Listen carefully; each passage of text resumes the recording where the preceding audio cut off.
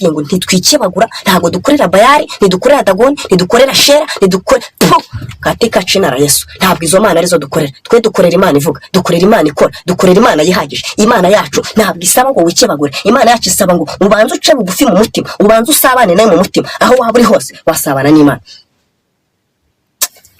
Ikibazo cy'abantu turababwira tukababwira kwa mbere kwa kabiri kwa gatatu kwa kane kwa gatanu nimushaka kumva bimeze bite ni habaye iki gituma abantu mudashaka kumva niki cyabaye kumana ariko kuva mu byaha niko kujijuka muve mu byaha muzajijuka niba mushaka kuba abanyabwenge nimwubaho Uwiteka reka nkubwize ukuri iyo baravuga ngo kubaho Uwiteka nibwo bwenge nsanze nta kindi nansanze n'ahandi tuzakura ubwenge nansanze n'ahandi ubwenge buri ni ukubaho Uwiteka nimwubaho genda ibyo ngibyo nibatemezwa n'ibyo bimenyetso nibatemezwa n'icyambere uzakora icya kabiri nibatemezwa n'icya kabiri uzavoma amazi mu ruzi ngo akagira umusozi ngo azahinduka amaraso nkunze Imana nanone haleluya nibatemezwa n'icyambere bazemezwa n'icya kabiri iyi Mana ntabwo ikora igitangaza kimwe nubwo waba uri mu basabwa ati zenda haguruka ngiye haguruka yewe haguruka ngutume basabwa ati kwa Farawo ushaka Farawo ndamuzi Farawo yakandamije ubwoko bwa Israeli arabukandamiza none nanjye ngusubize kwa Farawo aravuga ati reka ntabwo najya Imana avuga ati haguruka aravuga ugifite n'iki aravuga ati niko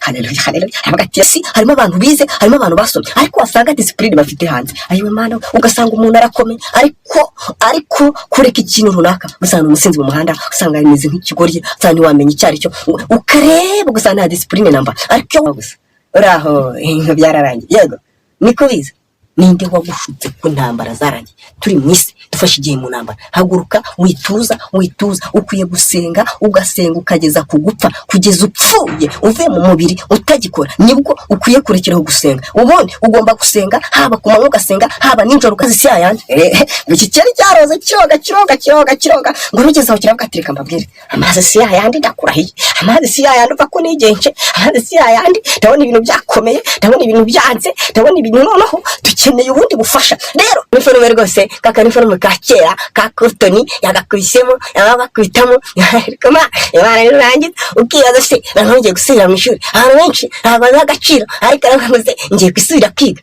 waba warusire mu ishuri waba warusuna bari warutubona basubiye ku ishuri iyo uri umuntu w'umugabo urumva uri umuntu rwose ukomeye cyane ukabura ukomeye ukabura umuntu wihaye ukabura umuntu umeze neza ukabura umuntu w'umugabo ariko ukarutasubiye ku ishuri zizanye si wowe wazizanye ntabwo ari wowe utanga inzozi uri kumva neza uri muranyuma ugasanga ibintu wowe wabikira uca inzozi amazi ute urazica amazi wowe ni wowe wazizanye uzi uko zaje uzi n'aho zavuye kuki uri kubipinga abantu bazakureba bakuyoberwe kubera ko wabanye n'Imana neza Imana nishimwe cyane haleluya abantu nibajya bakumenyera abantu nibajya kuzana agasuzuguro abantu ubona jya uhaguruka ujye ku musozi usenge ubwira Imana Yesu nashimwe amahoro y'Imana komeze kubana namwe ndabasuje mu izina rya Yesu Kristo watubambiye Kalvari Golgotha ubwiza bw'Imana icyubahiro ndetse no kudapfa bikomeze bibabeho mwese bikomeze bibagendeho bikomeze bibane namwe amazina yanjye rero murabizi nitwa Mushumba Mushumba niyo mazina yanjye ndabashuje mu izina rya Yesu ndabashuje cyane aho muri hirya no hino ndabashuje mwakire ntasho z'Imana mwakire ukora kw'Imana mwakire ntasho z'Imana mu izina rya Yesu dukunda Imana dukunda n'abantu bayo dukunda gusenga kuko nibwo buzima niko umuririmbyi yavuze araba gusenga nibwo buzima araba gusenga n'imibereho mwifurije ineza y'Imana mwifurije urukundo rw'Imana kuri uyu munsi wongere ubona Imana bundi bushya wongere ubona Imana ishimwe cyane umugabo bita Mose ngo yajyaga ngo azamuka bakajya ku musozi ngo Abisiraheli bamumenyereye cyane ngo bakamumenyera bamara kumenyera bakizamukira umusozi ngo akagenda akajya kuvugana n'Imana ngo yagaruka ngo bamubona ngo bagasanga afite ubwiza budasanzwe ngo bamubona ngo bagasanga arimo ararabagirana ibishashi bikajya bituruka kuri Mose ngo bikagenda bigakubita abantu ngo abantu bagatinya kumureba barangiza ngo bagasubira mu nzu mu mahema yabo ngo bagakinga Imana ishimwe cyane haleluya abantu nibajya bakumenyera abantu nibajya kuzana agasuzuguro abantu ubona jya uhaguruka ujye ku musozi usenge ubwira Imana ubwira iti ndabona abantu bamenyereye ndabona abantu bampagurukiye hanyuma nurangiza Imana ishimwe cyane Imana izagiguha ubwiza abantu bazakureba bakuyoberwe kubera ko wabanye n'Imana neza Imana nishimwe ngwino Yesu aguha ibyishimo wabuze warashatse ubura ibyishimo ubona abana buri byishimo, utunga amafaranga buri byishimo, ariko ibyishimo biva kuri Yesu. Yesu ni wenyine hari ibyishimo kuma niwe hari ibyishimo. Imana ishimwe cyane kandi Imana ihabwa icyubahiro. Inzozi z'uyu munsi ni inzozi reka mbabwire, hari ibintu turota. Warose iki? Ubundi wowe urota iki? Ko niba warose, niba hari icyo warose, twandikira muri comment uvuge ngo narose iki, hanyuma umenye ngo ndasengera iki, umenye ngo ndi busengera iki, ndabigenza ne, ndakora iki. Wifate inzozi ngo uzifate nk'ibintu biri aho ngaho, ubica amazi inzozi, kuko ntabwo ari we wazizanye. Si we wazizanye, ntabwo ari wowe utanga inzozi. Uri kumva neza? Uri muranyu ugasanga ibintu wowe wabica, uca inzozi amazi ute? Urazica amazi wowe niwe wazizanye. Uzi uko zaje, uzi naho zavuye, kuki uri kubipinga? Abantu mwabaye mute? Wowe urapinga inzozi, urazipinga, wowe wazizanye, uzi aho zavuye, uzi uko zaje, uzipinga ute? Ikibazo cy'abantu turababwira, tukababwira kuwa mbere, kuwa kabiri, kuwa gatatu, kuwa kane, kuwa gatanu, nimushaka kumva. Bimeze bite? Ni habaye iki gituma abantu mudashaka kumva? Ni iki cyabaye? Pima Imana ko uyu munsi abantu bakwiriye kuzamura igipimo cy'amavuta bakumva mu izina rya Yesu. Rero inzozi si wowe uzizana, nyiri kuzitanga afite impamvu yazitanze. Hanyuma ni ukubera iki rero? Ni ukubera iki? Inzozi zo munsi wari warota ubona wasubiye ku ishuri, uri umuntu w'umugabo, uri umuntu rwose ukomeye cyane, ukaba urakomeye, ukaba umuntu wihaye, ukaba umuntu umeze neza, ukaba umuntu w'umugabo, ariko ukarota wasubiye ku ishuri. Niyo ari ikintu gitangaje, ni ukubona umuntu yasubiye ku ishuri ari mukuru, ari umuntu w'umugabo, ari umuntu w'umubyeyi, yarangiza hari ikintu ari ikibazo, akabona neza niba bitangaje, akabona yambaye akaniforume, yakwisemo akaniforume, akabona yambaye akaniforume rwose, kakaniforume ka kera ka kotoni, yagakubisemo, yagakubitamo, Imana irangiza ukibaza se nongeye gusubira mu ishuri. Abantu benshi ntabwo baha agaciro, ariko aravuze ngiye gusubira kwiga. Waba warose uri mu ishuri, waba warose unambaye akaniforume, waba warose mwarimu yongeye kukwigisha, kandi umuntu w'umugabo wiryamiye, umuntu w'umugabo ufite buri kimwe cyose, umuntu mukuru, ariko ukabona wasubiye mu ishuri. Nkamubwiza ukuri, nta kintu kidafite ikigisigura, nta kintu kidafite ikigisobanura, ntibazagushuke.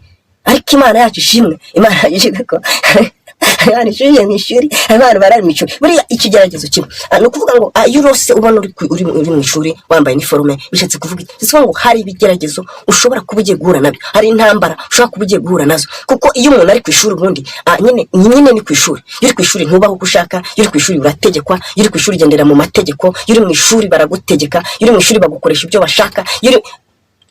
Umuntu uri mu ishuri nyine uri mu ishuri urategekwa.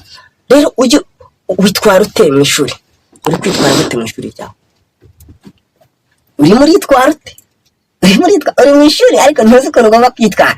Rero warose wasubiye ku ishuri, menya ngo ni ikigeragezo, ni ibigeragezo, ni intambara ugiye guhura nazo, ariko ukwiriye kuzinesha. Ikibazo ngiki, amashuri aratandukanye. Hari ishuri wijyanamo, hari ishuri ujyanwamo n'Imana. Ishuri wajyanywemo n'Imana, uko byagenda kose igihe kiragera ukarisohokamo, kandi ukarisohokamo ugeze gute? Unesheje. Ariko ishuri wijyanyemo, wowe ishuri ubwawe wijyanyemo, urasabwa imbaraga nyinshi kugira ngo iryo shuri ugikuremo. Rero menya niba ishuri urimo ari kuryitera, cyangwa umenye ngo ishuri ndimo ryaturutse ku Mana. Imana y'amahoro nishimwe cyane. Rero Imana iturengere kandi Imana iturwanire. Menya ko hari ibigeragezo, Imana iturinde ibigeragezo, Imana ikurinde kwambara iniforume mu izina rya Yesu.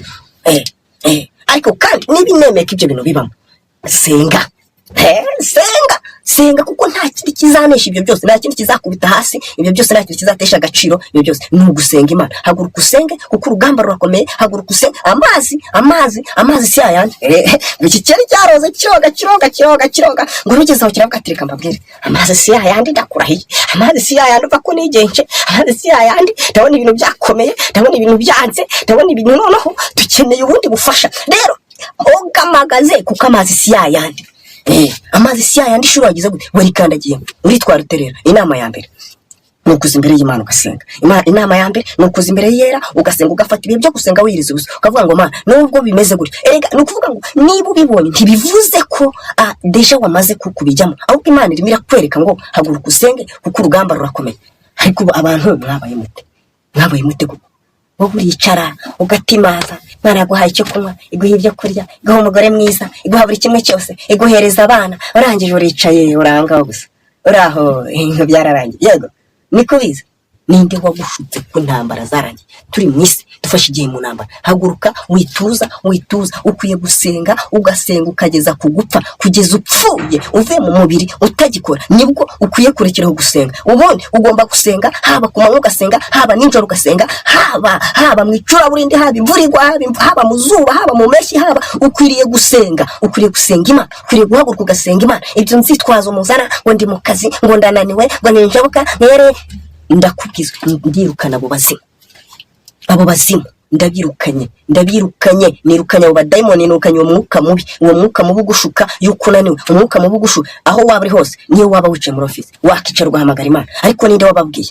Njye narababwiye ngo ntitwikebagura, ntabwo dukorera Bayali, ntidukorera Dagoni, ntidukorera Shera, katika jina la Yesu. Ntabwo izo mana arizo dukorera. Twe dukorera Imana ivuga, dukorera Imana ikora, dukorera Imana yihagije. Imana yacu ntabwo isaba ngo wikebagure, Imana yacu isaba ngo ubanze uce bugufi mu mutima, ubanze usabane nayo mu mutima. Aho waba uri hose wasabana n'Imana.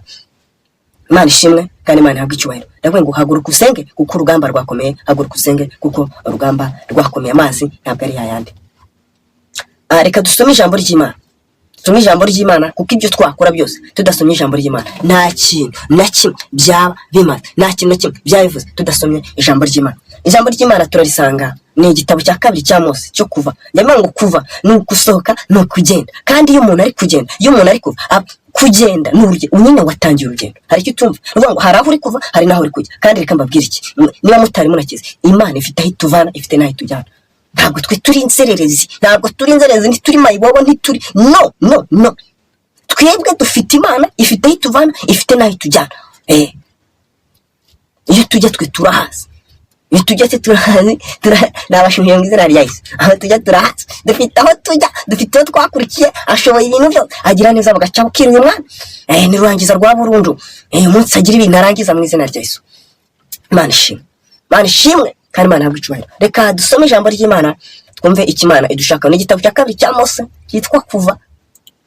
Hanyuma ni igice cya 4. Ibindi bice twagiye tubisoma, abashaka kubyumva, abashaka kubikurikirana musubire inyuma mujye kuri Narena Medi, murabina yacu nishimwe kandi Imana. Ni igice cya 4 rero turi busome. Titre y'amagambo iravuga ngo Imana yigisha Mose. Ariko Mana mwiza no kuri kwiha bajya bakwitiranya ariko twamenye gukora kw'Imana, twamenye neza y'Imana, twamenye urukundo rwayo. Nishimwe cyane. Abangukire arabango Imana yigisha Mose gukora ibitangaza, ahindura inkoni inzoka. Nuko Imana yigisha Mose. Hanyuma arabango Mose arayisubiza ati azanyemera ntibazanyumvira kuko bazambwira bati Uwiteka ntiyakubonekeye. Uwiteka arambaza ati icyo ufite mu ntoki ni iki? Aramusubiza ati ni inkoni. Aramubwira ati ayijugunya hasi hindukiye inzoka. Mose arayihunga. Uwiteka aramubwira ati rambura ukuboko uyifate umurizo. Arambura ukuboko arayifata, irongera iba inkoni mu ntoki ze. Uwiteka ati ni ukugira ngo bemere yuko Uwiteka Imana yabasekuruza, Imana ya Aburahamu, Imana ya Isaka, Imana ya Yakobo yakubonekeye. Imana yacu nishimwe cyane. Kandi Uwiteka arambwira ati ishyire ikiganza mu gituza. Yishyira ikiganza mu gituza, agikuyemo kiza cyuzuyemo ibibembe cyera nka sheregi. Aramubwira ati gisubize mu gituza, agisiza mu gituza, agikuyemo kiza gihanye n'undi mubiri wose. Uwiteka ati kandi nibatakwemera ngo bemezwe n'ikimenyetso cya mbere, bazemera icya kabiri. Kandi nibaramuka batemejwe n'ibyo bimenyetso byombi, ntibumvire amagambo yawe, uzavoma amazi yo mu ruzi uyasuke imusozi, ayo mazi uvomye mu ruzi azahindukira amaraso imusozi. Haleluya. Kuzimana cyane. Kabwiza ukuri nakuzimana. Nasomye aya magambo numva nanezerewe, numva nongeye kuzuramo imbaraga z'Imana.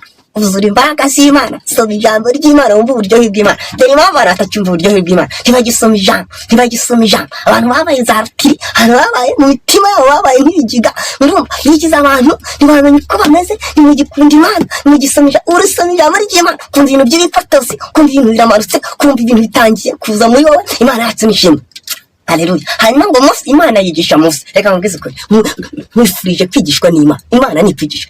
Twigishijwe n'abarimu, suko twajya twigishwa n'abarimu, abarimu bakatwigisha bakaduha ubumenyi, tugasohoka twagera hanze ugasanga umuntu yahindutse umusinzi kandi yarize, ugasanga umuntu yahindutse umunywarumogi kandi yarize. Ye baba Mana we, yo ariko mana kwigishwa na niyande kwigishwa n'Imana nijya Imana yo kwigisha iguha diplome ikaguha ubumenyi umuntu wese ukubonye akabanga uyu muntu agize gute yigishijwe n'Imana. Rero mureke twigishwa n'Imana mu izina rya Yesu. None ni gute umuntu yiga ugasanga ni dogiteri ugasanga yize profe. Reka nkubwire abantu barize kuri iyi si harimo abantu bize harimo abantu basomye ariko wasanga discipline bafite hanze ayiwe mana ugasanga umuntu arakomeye ariko kureka ikintu runaka ugasanga umusinzi mu muhanda ugasanga imeze nk'ikigoryi cyane wamenye icyari cyo ukareba ugasanga nta discipline namba. Ariko iyo wigishijwe n'Imana haleluya iyo wigishijwe n'Imana Imana iguha ubwenge ikakubwira ngo genda haleluya. Aje bwira Mose yarambwa ngo mva nkubwire haguruka.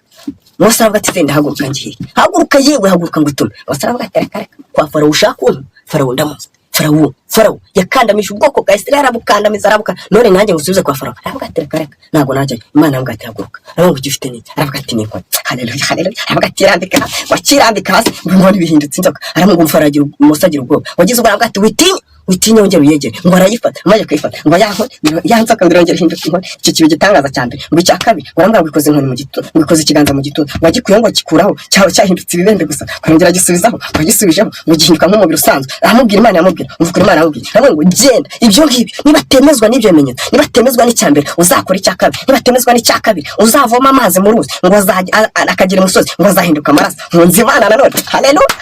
Nibatemezwa n'icyambere bazemezwa n'icya kabiri. Iyi Mana ntabwo ikora igitangaza kimwe. Nubwo waba uri mu ishuri uzasohokamo abantu bazamenya ko wigishijwe n'iki n'Imana. Nubwo waba uri mu ishuri abantu bazasobanukirwa bamenye ko ari Imana yagize gute yakwigishije haleluya. Umva ubwenge buturuka ku Mana ariko kuva mu byaha niko kujijuka. Muve mu byaha muzajijuka. Niba mushaka kuba abanyabwenge nimwubahe Uwiteka. Reka nkubwize ukuri iyo baravuga ngo kubaha Uwiteka nibwo bwenge nsanze nta kindi nsanze n'ahandi tuzakura ubwenge nsanze n'ahandi ubwenge buri ni ukubaha Uwiteka. Nimwubaha Uwiteka muzabona ubwenge muzahinduka abanyabwenge. Nimwubaha Uwiteka nta mashuri muzayiga muzaminuza ariko muzasohoka mufite ubumenyi ariko ikijyanye n'ubwenge kizaba cyarabishe. Ubwenge buturuka ku Mana. Imana yonyine itanga ubwenge haleluya. Muve mu byaha mwubaha Uwiteka mubone ubwenge mubone buri kimwe cyose. Hanyuma ngo Mose aragenda Imana iramwigisha. Nkwifurije kwigishwa n'Imana mu izina rya Yesu. Wigishwe n'Imana uyu munsi kuko kw'Imana kube kuri wowe ineza y'Imana ibe kuri wowe hanyuma kandi wumvire Imana. Imana amahoro nibane nawe. Imana amahoro nikugire neza mu izina rya Yesu Kristo. Amen.